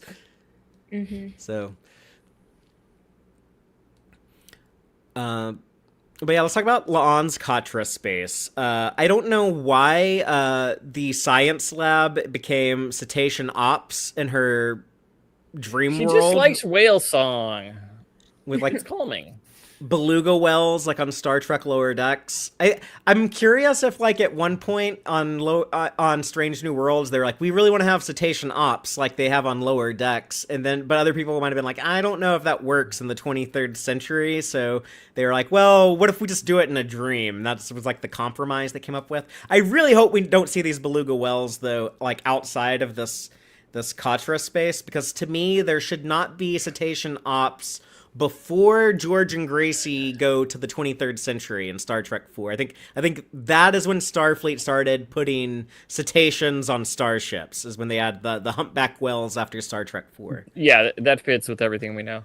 But it looks awesome, though. It looks really cool. Some of them are just like on basically the computer monitors, too. So it's not like below there's actual water in that ring around the floor. But they also show whales on the computer monitors that like had Scotty's, holodeck errors before and stuff like that. So. Yeah, like swimming through I didn't know if that was like the reflection on black screens, or if that was actually supposed to be like, oh, in this dream there's like a beluga whale like swimming. I think there's supposed to be windows in the dream, but we know those were monitors in the actual. I don't know. Maybe it's like there's some the Vulcan and augment combination biology. It allowed her to have some precognitive abilities, and she was seeing into the future. One day there will be beluga whales on Starfleet ships. Here there be whales, yes. But I'm kind of relieved because the showrunners had hinted at one point that like we might see something swimming around in that water in the science lab at some point, and I'm hoping they were talking about this, and this is the only time we see it. Yeah. Because you could use water as, other uses. You doesn't need to have, mammals in it. Especially since it's covered and they can't get to the air. So it'd be a bad place for mammals. I guess you could put fish in there, but it'd be weird too. But there's something that in this scene that really bugs me, and it's Spock saying to La'an that, like, oh, you're being aggressive and hostile and arrogant, and think you're better than everyone and want to conquer the universe because of your DNA, because of your relationship to Khan, Nooney, and Singh.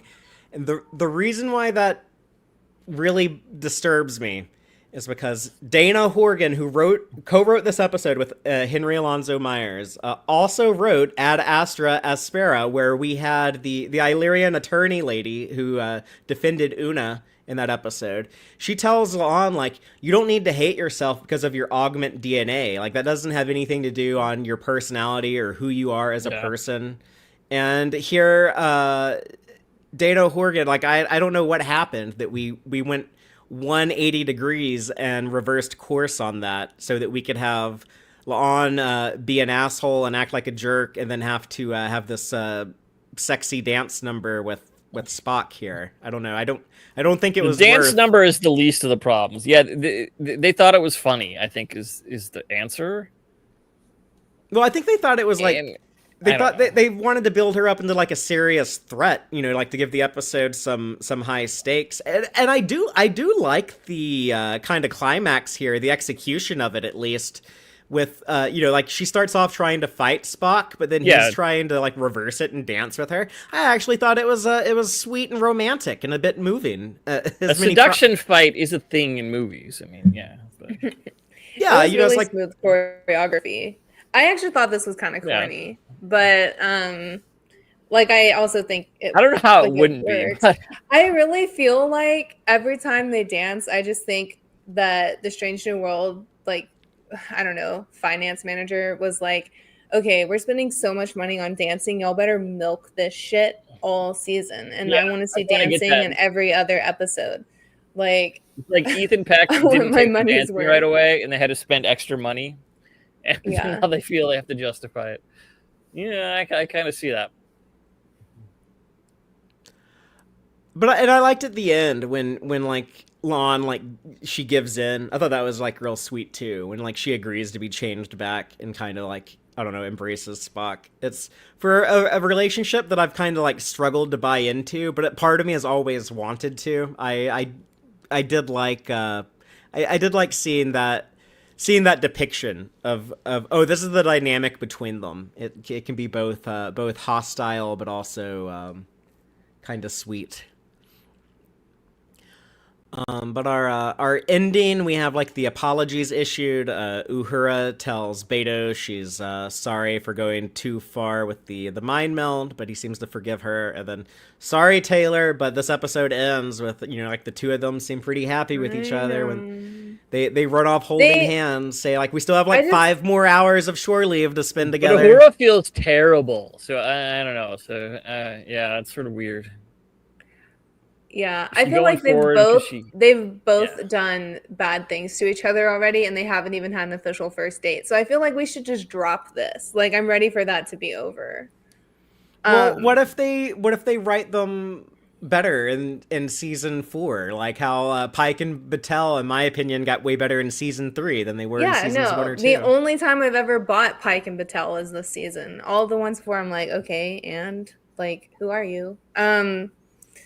Yeah, I don't know. I'm ready for this one to either like fizzle out or like just be consistent, I don't know. Well, maybe Battelle will eat Beto next episode, Oh and my that God. starts the whole thing with her. And we don't know yet. I hope not. That would I be mean, so I don't think he sad. should get eaten, but that'd be bad. Yeah. But Gorn are hungry. I also didn't really love the whole like winging it thing at the end. Like that kind of frustrates me because I feel like they were. I'm having such a hard time with my words right now, but like one of Uhura's like things is communication and like planning. And in the beginning, like when they had their first conversation and she was frustrated that he hadn't planned all this stuff and then she had to do it. But then at the end, it's like they didn't settle on a date or something. They just ended up winging it. And I was like, that just They feels had to- like they didn't learn tie it into the anything. talk. They had to tie it into the talk, though. That's Yeah. how. I mean, should have they? Nah, I don't know, but that's how TV shows work. I also do. I love that transporter set, the green of the transporter it's set with the beautiful. little. I've always loved that since they first had it. So I love when scenes are set there that aren't just Well, But then they leave the transporter when they want to go to the planet, which is I don't know what that was, but because there wasn't an operator there, so. The Pike and Battelle thing also gets a bit of a happy ending in the episode when Pasalk calls back and is like, "Oh, actually, I'm going to retire and just give you my job because you were so blunt and honest during that dinner." And that's After what, the angriest dish drawing ever from Battelle. I did love that part. She so sold that. angry. so Yeah. I don't think she never says if she accepts the job, right? He says like you have like 2 weeks to answer or something. I think like that. the end of the week or something Okay. like that. Yeah. But it does seem like she is going to accept this job as head of the judicial Unless department. something bad happens, yes. Yeah. Or I don't even know it's going to be Yeah. bad. I think it might be like she finds like some Yeah. higher purpose and goes on for something It's else. bad for her legal career, but Yeah. which wasn't her yeah. favorite career. I think she liked captaining better, but they weren't going to let her do that right away. So It's kind of weird that she was like, I guess she's like an attorney. She was like prosecuting Una, Yeah. and she's about to become like the head of, I guess, like Starfleet JAG. But she also had the command of her own ship, the Cayuga, which Yeah. appeared to be a Constitution class. So that's that's kind of like Yeah. a big deal. But well, you saw lower decks. They like when you switch around, explore your options. yeah, like when you're an ensign, I'm not sure if captains do that. It's I'm not true. sure. I'm just trying to desperately make it work. I don't know if it does. And then Corby was also in the neighborhood, so I assume he was going to Permanente 3 to hang out with his girlfriend on shore leave. Totally makes sense with Chapel. Yeah. But he shows up not early, but on time, as Spock points out. That was really cute. And Chapel apologizes to both her current BF and her ex-BF over some sub-satisfactory plomeek soup. Who makes soup without tasting it? It's like, oh my god, Chap. Yeah. Who cooks anything without tasting as you go? Especially soup. I do all Soup the is like- time.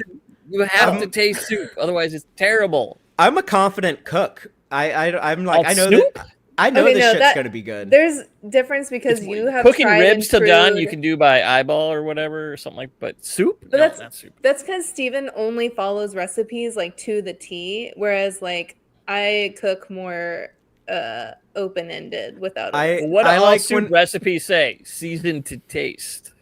Every When- soup recipe. When I find something that works, I stick with it and I repeat it exactly. But I like routine and certainty. Anyway, so her soup turned out not so good, but we Yeah. know how to cook better than Chapel. I feel like that's. I don't think she cooks a lot. I got that feeling. She's not Yeah. Pike. It was a really sweet gesture, though. She got the right veg and chopped it all nice, and it looked pureness looked good. It but- just didn't taste good. And so, like, this whole episode, I keep waiting for Patton Oswalt to have like, the bouquet of roses because we had seen that before. Seen that, yeah. And I'd forgotten by the time I had forgotten. I had always thought he would either be in the episode Wedding Bell Blues before we knew what that was, because it had, wedding at the title. So it's like, oh, there's going to be something romantic there. Or he would be in this 4.5 Vulcan episode.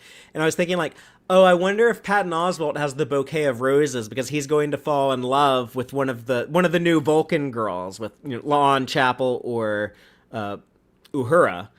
Yeah. And but instead it was like, no, he's here for the Illyrian. And then I loved how happy Una was to go off on her date with Doug and Yeah. her sexy outfit.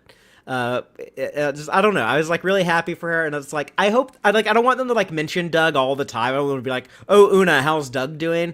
But I would just love to be like, if we like see her on shore leave in like seasons 4 or 5 or something, it's like Doug like shows up there. And Yeah, it's like, I had a thought too, because there's a continual thing. Is like, well, what happens to Una after Strange New Worlds? Because we know nothing about her future. although Does she just go off with Doug? Rebecca Romaine has hinted that there's a plan for her if they do the Star Trek Year 1 show about Paul Wesley being Captain Kirk for the Enterprise for a year before the events of TOS. Well, you'd be foolish not to use Rebecca. Yeah. So maybe she like would take over like Admiral April's job, and she'd be like the admiral. Like I know she still has to become like I think she's a lieutenant commander. She's not even a commander or captain. So she's gonna have to like jump like a few ranks really fast. But I think that'd be like a really good use of a Kelvin thing Rebecca happens Romaine. and she becomes an admiral because they need. I don't know. And they could have like Captain Una for a little bit with like First Officer Kirk. Yeah.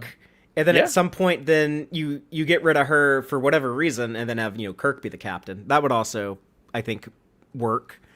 There's a little gap in there. You could give her the chair for a bit, I think.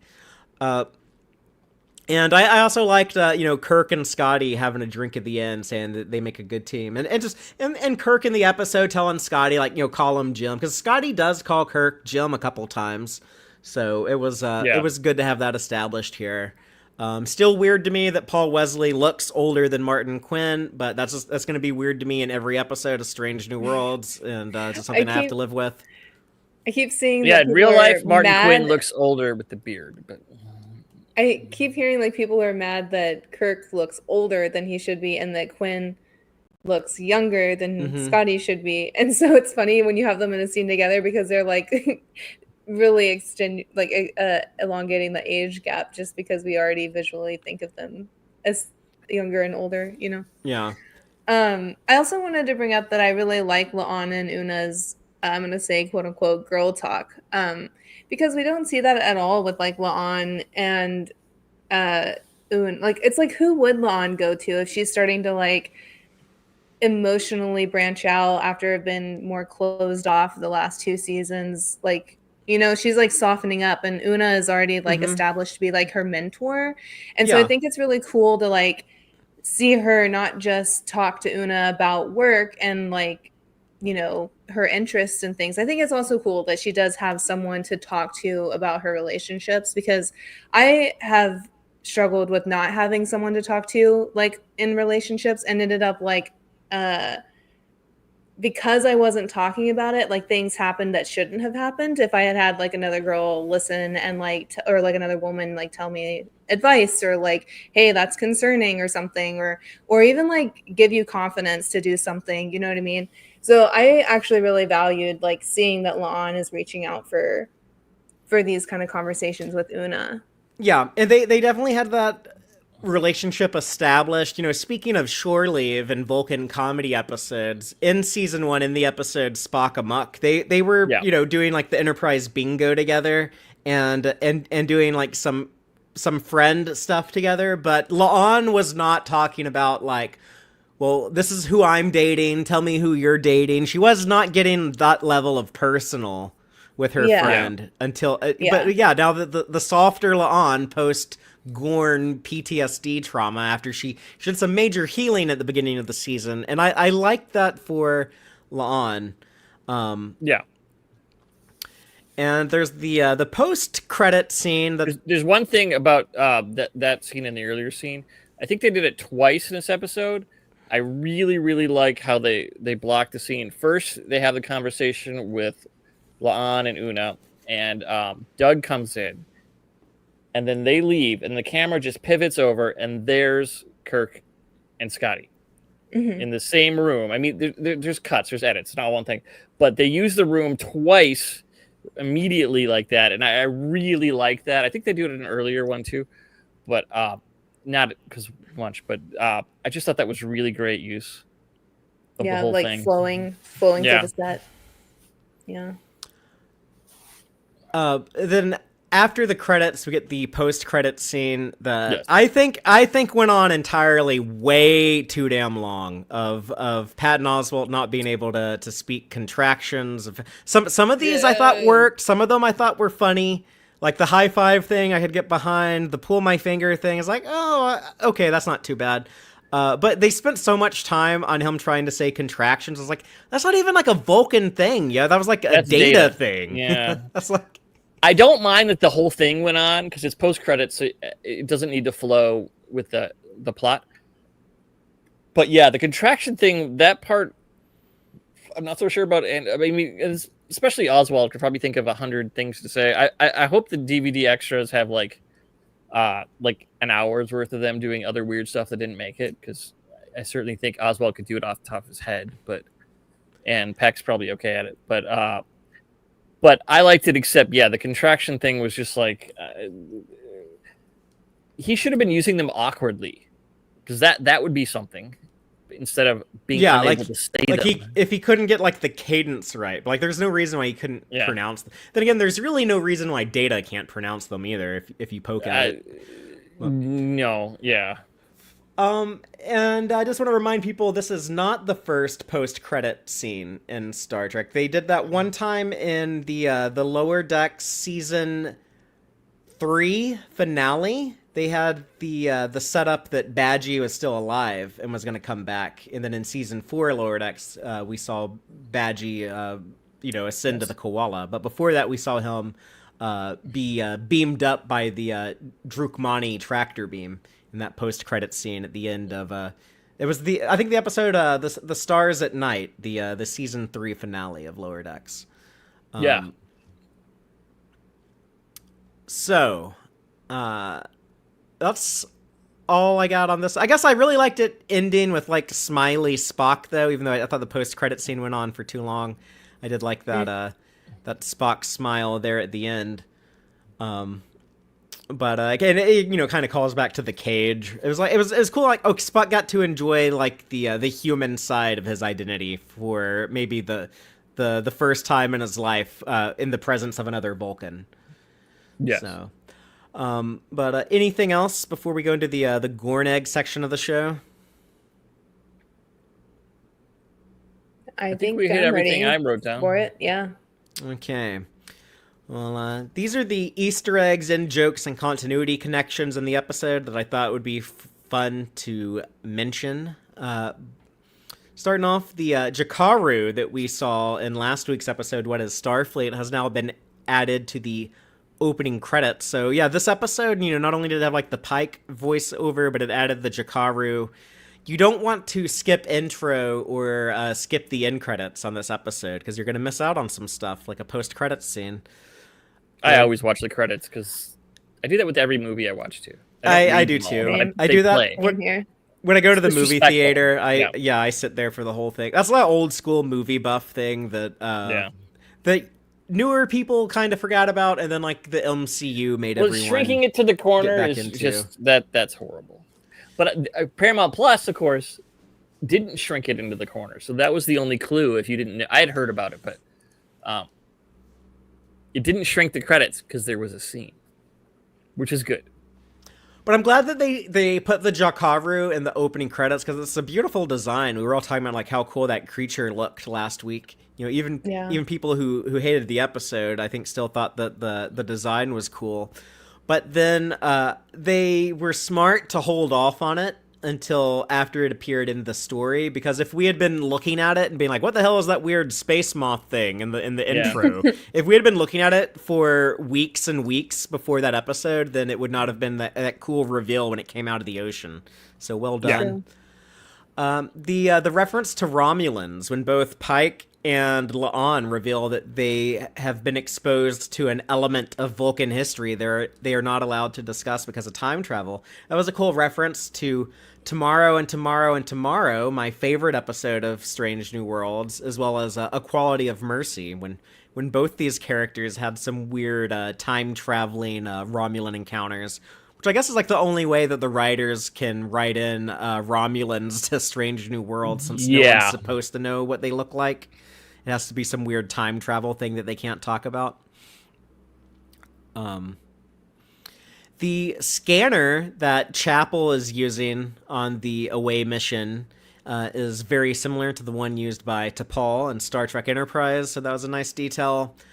And speaking of Chapel cooking some sub-satisfactory plomeek soup, we also saw Chapel make plomeek soup for Spock way back in Amok Time, which I guess was the first time we ever learned about plomeek soup. And he hated it then too. And he throws the bowl out in the hallway onto you get that big purple splatter on the corridor wall. So it's like whenever I watch Amok Time now, I'm going to be thinking of Spock is thinking back to this episode, and he's just like mad. He's like bitch, this plomeek soup is still sub-satisfactory. Oh my god!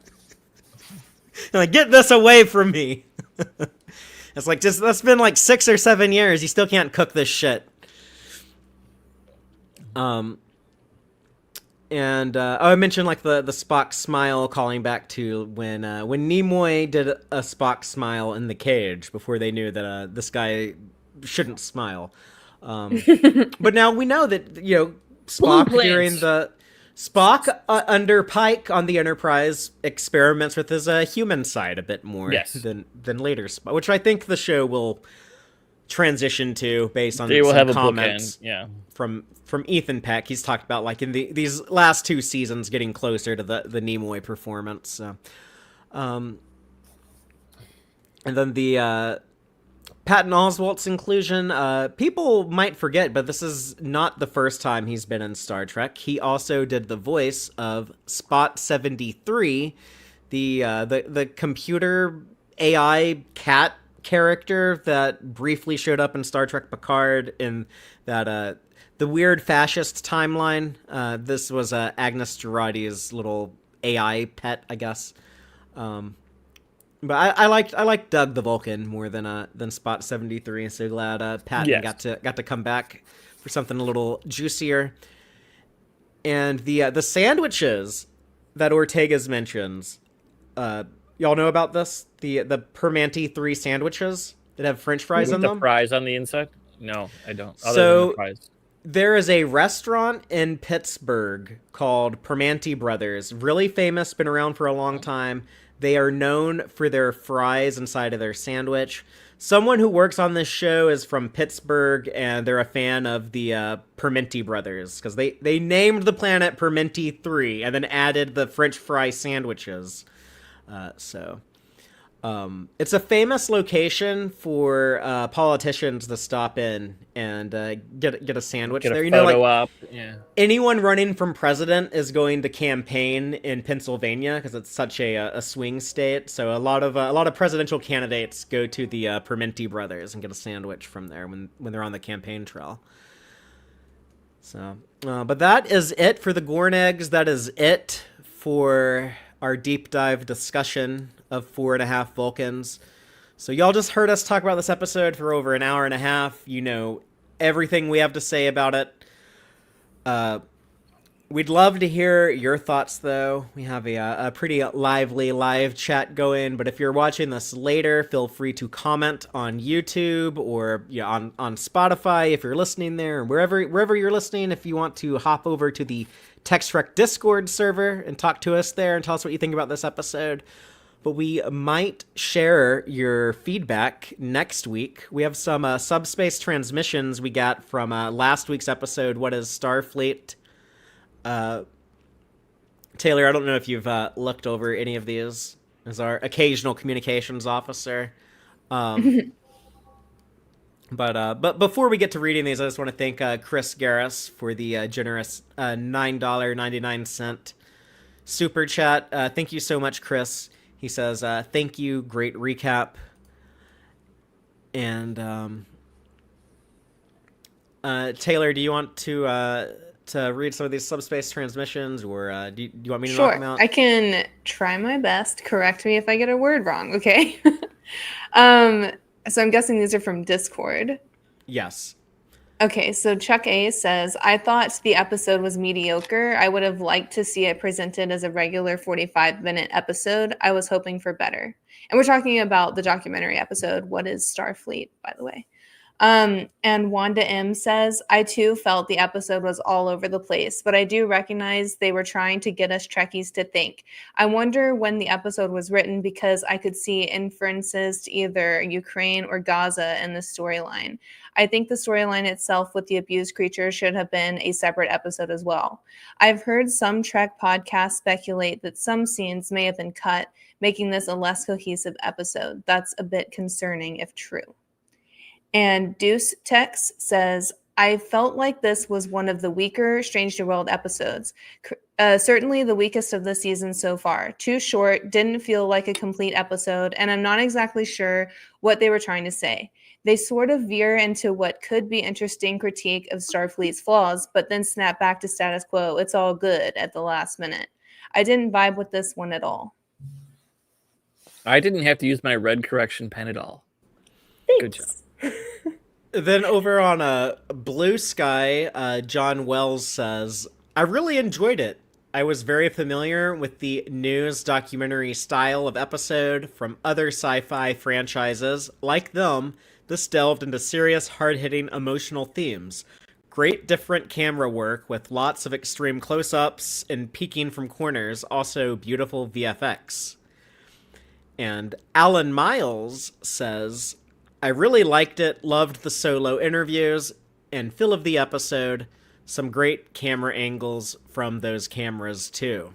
So a couple people on Blue Sky really digging the documentary cinematography. And on Twitter, Starfleet Sohel says, the episode had its flaws, and I didn't really enjoy the style of the documentary, or even that portion of the storyline. I thought it was really good overall, especially focused around the space dragon and the two civilizations. I wanted a lot more of that. And Trek Shorts, I believe this is Sam from Trek Yards on his handle for his fan films he makes. People should go check out Trek Shorts. I've seen a couple of those that were really good. They are, yeah. Give those a watch. He puts them out fast too. I don't think I've caught up to the latest one. But Sam says, assuming this is him and not someone else who collaborates with him over there, but he says, it was great, very well edited and shot, great music, and good gray area that gave a lot of debate. One of their best for sure. So a polarizing episode last week. Yeah. And this week. Yeah. Every week. But yeah, well, next week we're going to be talking about Terrarium, the penultimate episode of the season. So I'm going Does Trelane return? He teased that word. I don't know. I think it's possible, maybe likely, that we get some Trelane or Gorn in these last two episodes. I don't know. Well, Gorn would bookend the season, so I would think so. Yeah, Trelane was also early in the season too. Yeah, so. See episode 2. He was the first thing what was it from the cave episode where with the ancient. Yeah, the Vesda. The Vesda. Thanks. Yep. The ship is possessed, and they never. Forgot about that. Yeah. I knew they would wait till the end. I knew they wouldn't be every episode. I kind of thought they would remind us of it again. Yeah, every episode. But I predict it'll come back in the next episode. If it's not part of the story, then I think at the end of the episode they'll have the computer screen glitch out again or something like that. But yeah, I think, and I think these last two episodes might be tied together. I think they might do something in Terrarium that sets up something for the finale. But yeah, they'd like to do that. We're gonna find out. Commodore Trev in the live audience is saying Batel is going to become the Arena Gorn. So that's a lot like a certain article on TrekMovie.com.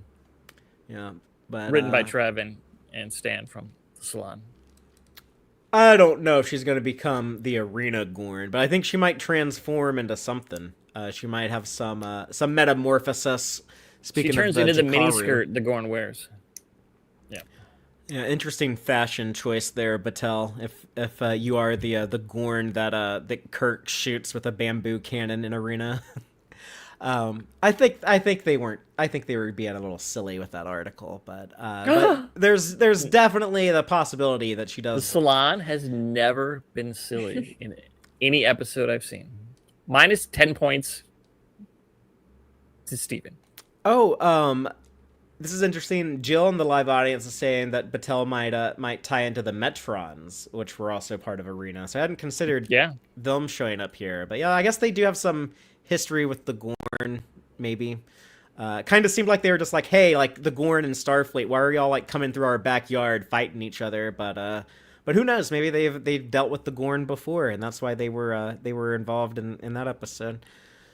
We will have to find out. But yeah, only 2 episodes of the season left. But thank you, everyone, for watching us live. If you're here with us right now, thank you, everyone watching or listening later. Sorry, we're dragging on so long with these episodes. I know that's like a tough ask to ask people to stick around for damn near 2 hours. But I promise you, someday I'll get the show back to around an hour and a half. I try really hard every week. I don't try at all. Sorry, it's true. I don't try at all. But. I'll get there eventually. But I'm also gonna try to get Dave on the show. He's not liking season 3 of Strange New Worlds, so it's gonna be that might be a tall order. But hey, Dave is on Blue Sky. Halloween Dave, I think, is his handle. If y'all go over there and bug him, he might see that. He might come back. But we will be back next week talking about Terrarium. Just a reminder, Rachel is hosting the first reaction streams on Thursdays. Those are a lot of fun. And we'll be around on Fridays with the deep dive discussions. And until next time, as always, live long and prosper, y'all.